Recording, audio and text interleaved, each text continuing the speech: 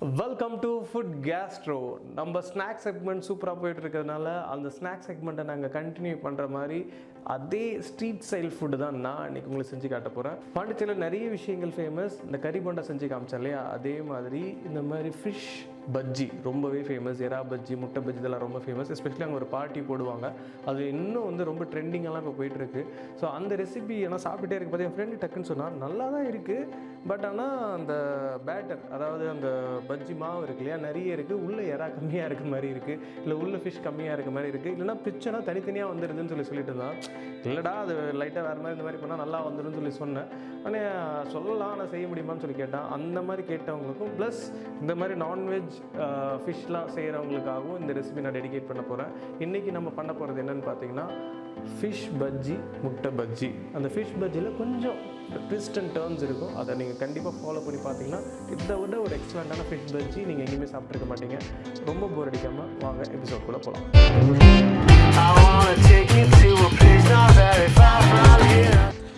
இப்போ நம்ம எக் பஜ்ஜி போடுறதுக்கு முன்னாடி எக்கை பாயில் பண்ணி இந்த மாதிரி கட் பண்ண போகிறோம். கட் பண்ண பார்த்து இந்த மாதிரி கட் பண்ணுங்கள். சைடில் இருக்கும். ஃபார் எக்ஸாம்பிள் இப்போ இந்த இடத்துல உங்களுக்கு வந்து அந்த யோக் தெரிஞ்சதுன்னா அந்த இடத்துல கட் பண்ணக்கூடாது. நீங்கள் அப்படி கட் பண்ணிங்கன்னா அந்த சைடு வந்து உங்களுக்கு ஃப்ளஷ் நிறைய கிடைக்காது. அப்போ இந்த சைடை வச்சு கட் பண்ண பார்த்து உங்களுக்கு அது சென்டரில் வந்துடும். இப்போ இந்த மாதிரி இப்போ இந்த முட்டையில் நம்ம தேவையான சீசனிங்கை ஆட் பண்ண போகிறோம். முதல்ல பெப்பர்,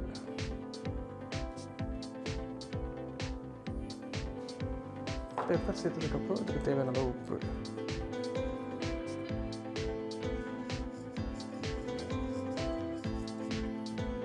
உப்பு சேர்த்ததுக்கப்புறம் கொஞ்சமாக சீரகத்தூள், அதுக்கப்புறம் கொஞ்சமாக மிளகாய்த்தூள்.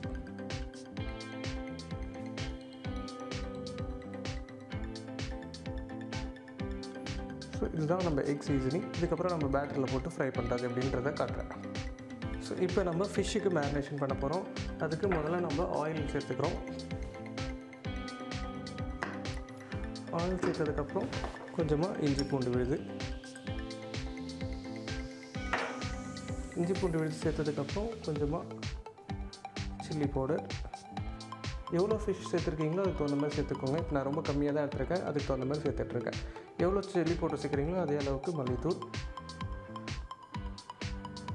ஒரு பிஞ்ச் டர்மரிக் பவுடர், தேவையான அளவு கொஞ்சமாக சால்ட், கொஞ்சம் மிளகுத்தூள், அப்புறமா கொஞ்சம் கருவேப்பிலை ஆல்ரெடி நான் ஷெட் பண்ணி வச்சுருக்கேன், அதை சேர்த்துருக்கேன். கொஞ்சமாக லெமன் ஜூஸ். இதை வந்து நம்ம ஒரு மேரினேஷன் மாதிரி ஃபஸ்ட்டு ரெடி பண்ண போகிறோம்.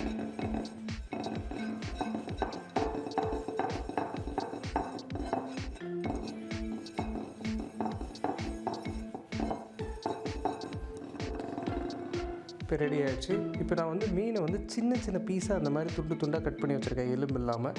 ஸோ இந்த மாதிரி கட் பண்ண மீனை இதோட சேர்க்குறோம். சேர்த்துட்டு இந்த மசாலாவோட நல்லா மிக்ஸ் பண்ண போகிறோம்.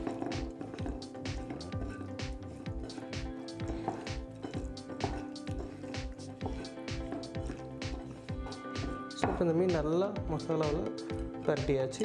இப்போ நம்ம இந்த மாதிரி இதை தனித்தனியாக பிரித்து வச்சுப்போம், பஜ்ஜி போடுறதுக்கு ஈஸியாக இருக்கும். சூப்பர், இது ரெடி ஆகிடுச்சு. இதை ஒரு சைடில் எடுத்து வச்சுக்கலாம்.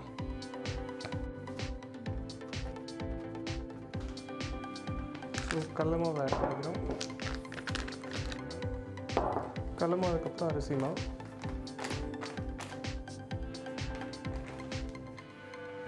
இதுக்கு தேவையான சில்லி பவுடர்,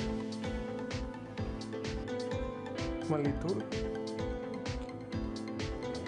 கொஞ்சமாக மஞ்சத்தூள், சோம்பு பவுடர், தேவையான அளவு பெருங்காயம், பேட்டருக்கு தேவையான அளவு உப்பு, இது கூட கொஞ்சம் எண்ணெயை சேர்த்துக்கிறோம். சேர்த்ததுக்கப்புறம் இப்போ தண்ணி ஊற்றி பஜ்ஜி மாவு மாதிரி இதை நம்ம கலந்துக்கப்புறம்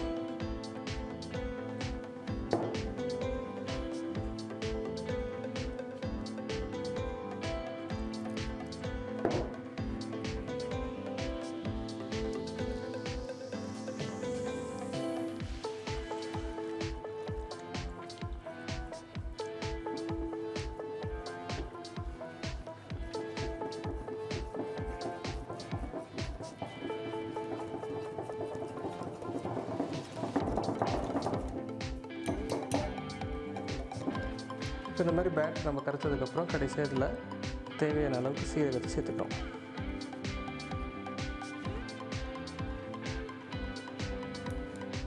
இப்போ நம்ம எடுத்து பார்த்தாலே உங்களுக்கு தெரியும், இந்த மாதிரி ஒரு கோட்டிங் கன்சிஸ்டன்சியில் ரெடியாக இருந்ததுன்னா நம்ம எந்த மாதிரி வெஜ்ஜி வேணால் போடலாம். இது நான்வெஜ்ஜில் போகிறதுனால நம்ம கொஞ்சம் சோம்பு இதெல்லாம் சேர்த்துருக்கோம்.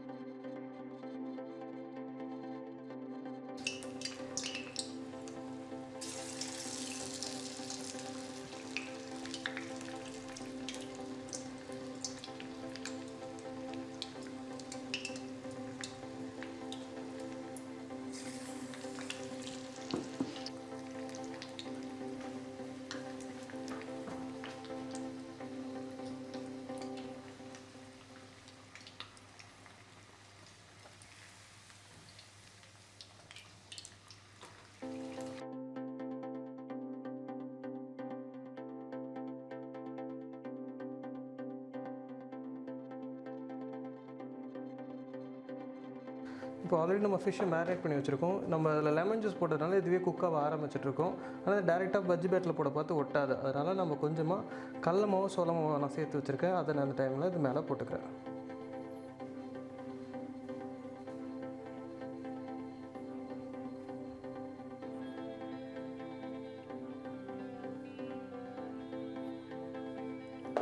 இப்போ எடுத்துகிட்டு இன்னொரு சைடை இந்த சைடில் இப்படி பண்ணுங்கள். ஸோ உங்களுக்கு லைட்டாக டஸ்ட் ஆகிடும். இப்போ இந்த ஸ்டேஜில் நம்ம பஜ்ஜி போட்டோன்னா கரெக்டாக இருக்கும்.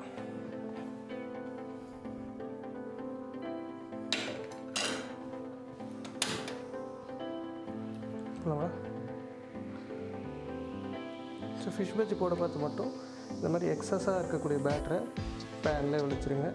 அப்போ தான் உங்களுக்கு வந்து ஃபிஷ் மட்டும் நிறைய இருக்கும், பேட்டர் நிறைய இருக்காது. இந்த மாதிரி எண்ணெயில் போட்டுறாதீங்க. இந்த மாதிரி கொஞ்சம் நேரம் ஹோல்ட் பண்ணிவிட்டு அதுக்கப்புறம் போடுங்க. அப்போ உங்களுக்கு ஒட்டாமல் வரும். ஸோ இதே மாதிரி எல்லா ஃபிஷ்ஷையும் நம்ம போட்டு எடுக்க போகிறோம்.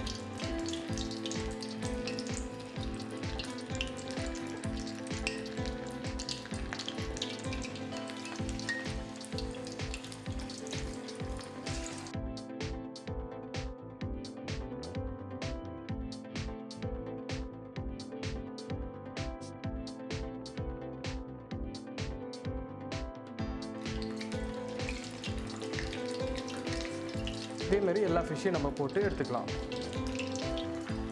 இப்போ ஆல்மோஸ்ட் நம்ம ஃபிஷ் எடுக்கிற ஸ்டேஜில் இருக்குது. இப்போ நம்ம என்ன பண்ண போகிறோம்னு கேட்டிங்கன்னா கருவேப்பிலையை போட போகிறோம். போட பார்த்து அது தெரிக்கும், அதனால் பார்த்து போட்டுருங்க.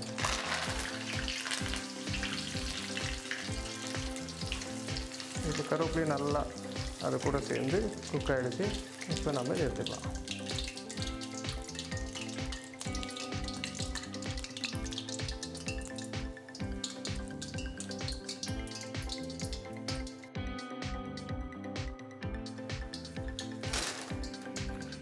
சாப்பிட்டு இது எடுத்துக்கலாமா இல்லை எப்படி ஒன்றா எடுத்துடலாமா? இந்த ஃபிஷ் பஜ்ஜி ரொம்ப ஒரு பெரிய ஸ்டார் டிஷ்னே சொல்ல முடியும். அதுக்கு ஃபஸ்ட் நம்ம போட்ட மேரினேஷனாக இருக்கலாம், அதுக்கப்புறம் ஃப்ளார் டஸ்ட் பண்ணதாக இருக்கலாம், அதுக்கப்புறம் ஃப்ரை பண்ணி எடுத்தோன்னா எப்போதுமே அந்த பஜ்ஜி மாவும் மீனும் தனித்தனியாக வராமல் எப்போ ஒன்றா உடஞ்சி வருதோ அதுதான் அந்த டிஷ்ஷோட சக்ஸஸ்னே சொல்ல முடியும். அந்த மாதிரி நம்ம டிஷ் ஒரு சூப்பர் சக்ஸஸ்னே சொல்ல முடியும்.